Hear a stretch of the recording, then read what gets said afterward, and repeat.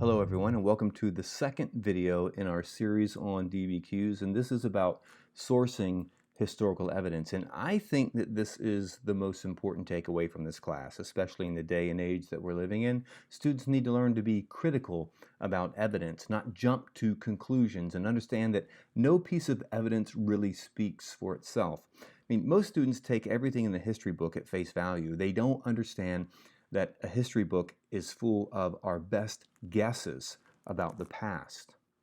That's because all historical knowledge of the world is incomplete. It's like our window to the past has blinds and keeps us from seeing behind us clearly.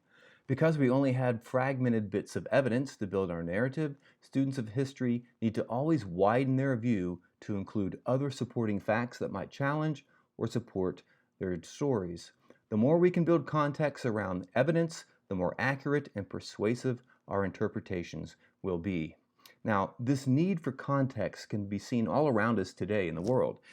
In fact, in 2018, a journalist in London took this picture of Prince William as he was getting into his limousine. As you can imagine, the tabloids went nuts, but anyone concerned with contextualization would want more details to understand this reaction. I mean, what question was he asked? What else was going on that might explain this surprising gesture from the future King of England? As you might have guessed, there's more to it than what we see here. Prince William was leaving the hospital after his wife had just given birth to his third child, and was telling a reporter that 3 kids is 3 times the work as 1. A picture taken at the exact same time from a different perspective corroborates this. Now, in a previous video, we looked at contextualization in terms of taking an entire essay topic, zooming out, and situating that topic in a larger historical context, and that's usually done at the beginning of an essay in the introduction. Well, contextualization is also something that we do with individual documents, and here it's called sourcing. We place a historical document in its proper context. And on the rubric for the DBQ, we have different ways of doing this, and often teachers use an acronym in class called HIP that delineates the 4 different ways prescribed in the rubric for doing this. You have the historical context, where students just bring in some additional information that they know in their head about either the author or about the historical situation in which the document was produced. Also, the intended audience. For whom was this written? That matters a lot. And also the purpose. Why did this person produce this document at this specific time? Why was it written? Was it in a speech? If so, what was the purpose of that speech? And then we have point of view. What is the perspective of the author of the document? So here we have HIP, another acronym to teach our students. So far they've learned the CED, the LEQ, the SAQ, the DBQ. They're going to be awash in a sea of acronyms by this point. So I try to simplify this based on my experience at the reading grading DBQs. I found at the reading that by far most students get the sourcing point on that first one, historical context. Almost always when they get the point, they brought in a little piece of information in tandem with the content of the document that makes it more effective, that situates the document's content in such a way where they get the point. The other one that I see a lot is purpose. Why was the author of the document writing the way they did at that given time?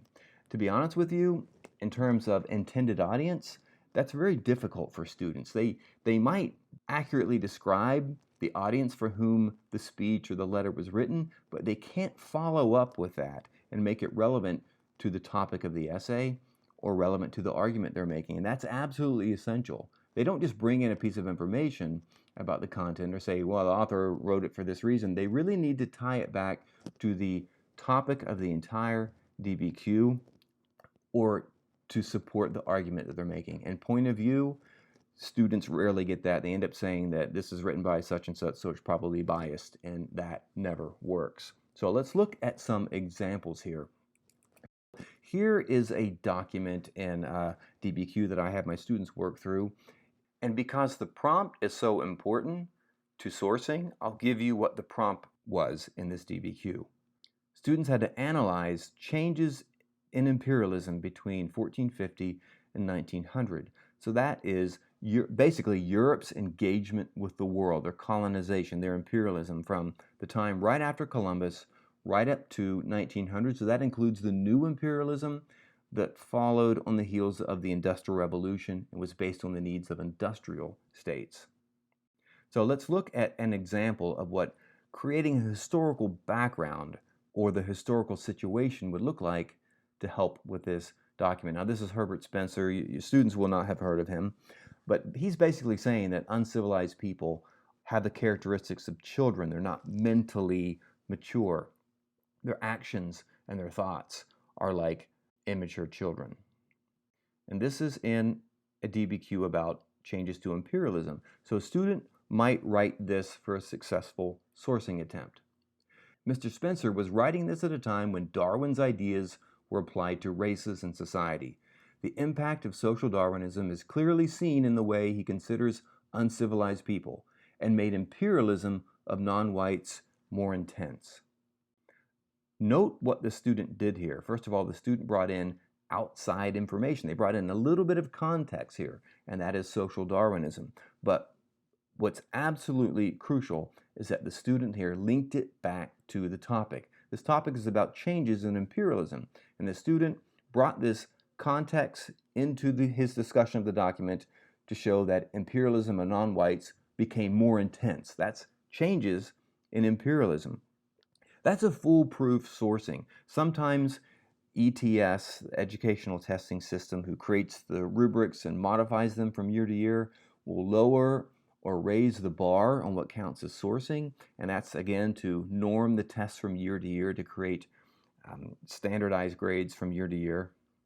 But this, which not only brings in outside information, but clearly ties it back to the topic of the essay and the argument being made, will always work. So there's a good solid sourcing. Now, what about looking at the author's purpose or the author's intent? On that same document, here's what a student could write. Spencer probably describes uncivilized people as children because Britain was expanding its colonial holdings in Africa and South Asia, places they thought less civilized.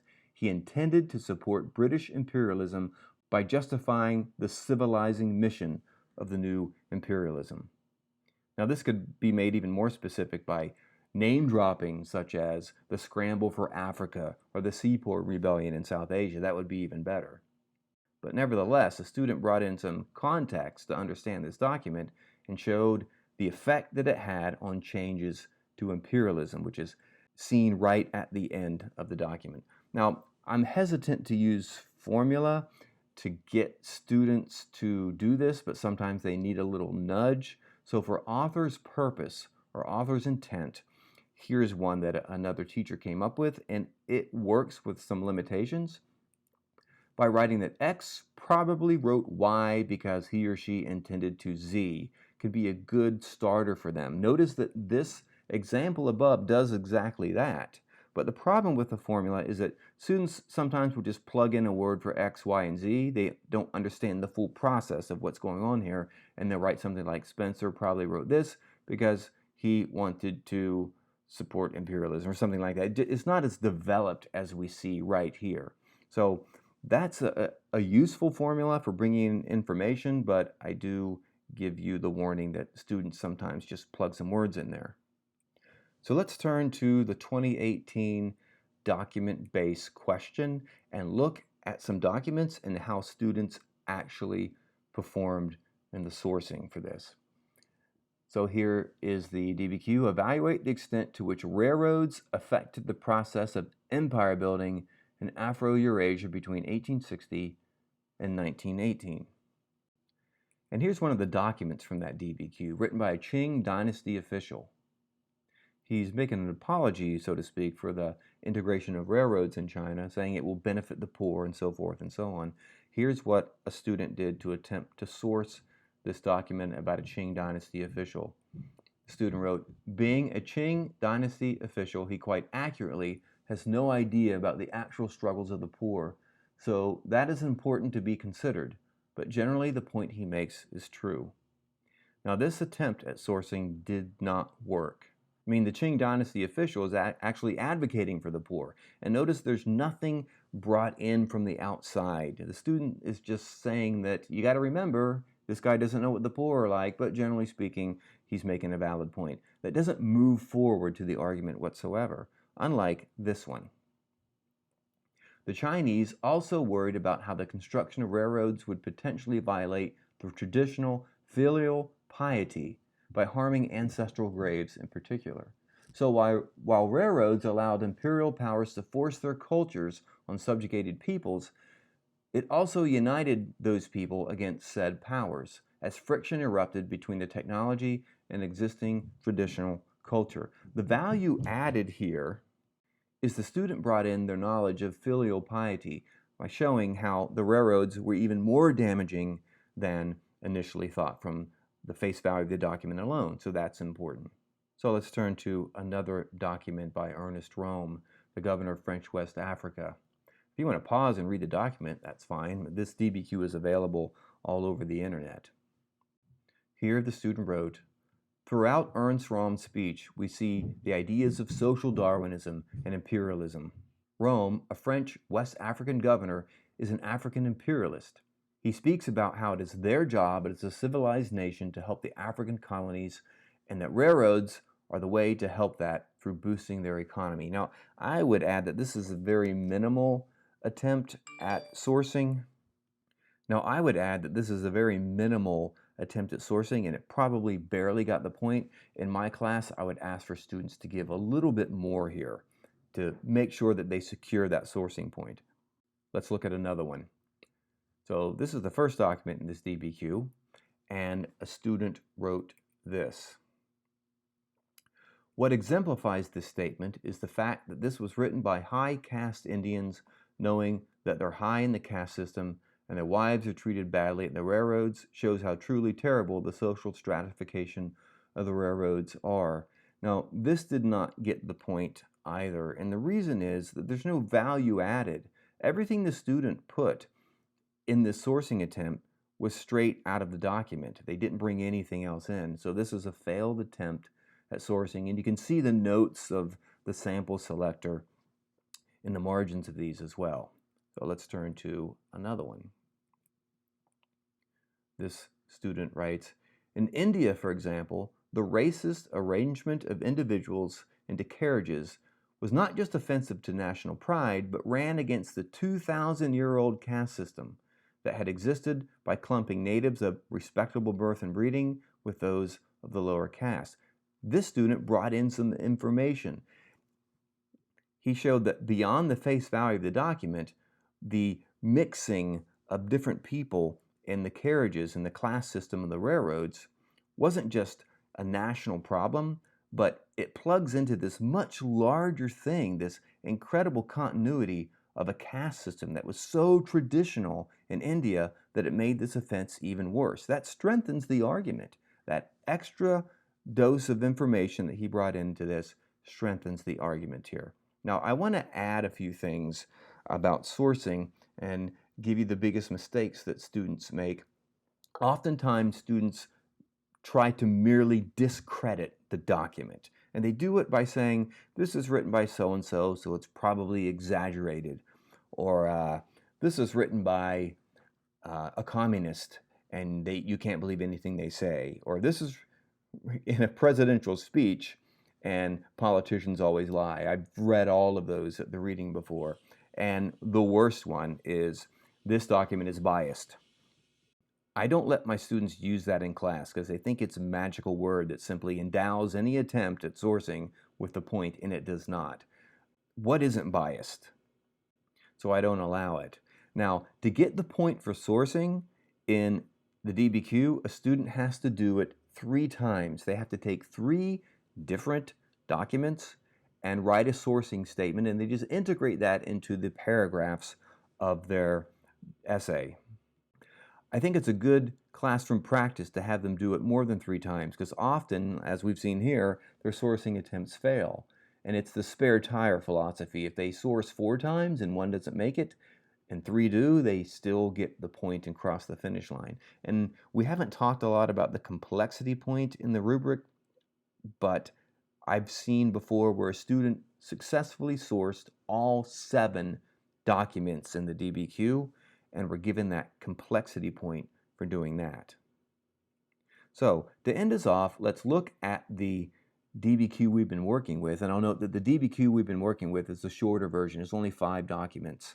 On the AP test, there'll be 7 documents. But I want to point out that the sourcing line, what we call the attribution line, that's in the top of the box of a document, hands the student important information to help them source it. It's not just a bibliographic entry so students can go look it up if they want to see where this came from, but oftentimes it's absolutely important information that's handing them on a platter a sourcing opportunity. And we've seen this document in previous video, you'll see it in the next one, that when this DBQ was crafted, the writers of the DBQ mentioned that he's a Han Chinese nationalist. And he's also writing the last few years of Qing rule. That's during the decline of Qing rule. And that might explain the desperation and the tension between the ethnic groups that you see in China. So what we're going to do, we're going to end this video on sourcing, and I found that peer grade is very helpful for getting students to practice sourcing. That's what we introduced with the SAQ. But we're going to give you some documents and a prompt and have you practice some sourcing statements. Sometimes the best way to teach something is to have ourselves do it. And at a real face-to-face APSI, we'll be doing these things in small groups. So I will put some documents up for you to source, and I will see you next time.